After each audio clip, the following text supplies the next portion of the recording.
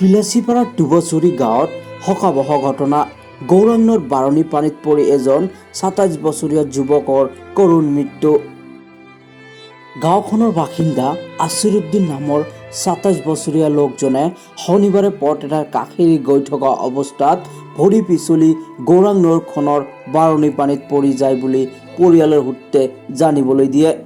পিছত স্থানীয় ৰাইজে তৎপৰতাৰে অভিযান চলাই যদিও নিশা লোকজনক মৃত অৱস্থাত উদ্ধাৰ কৰিবলৈ সক্ষম হয়।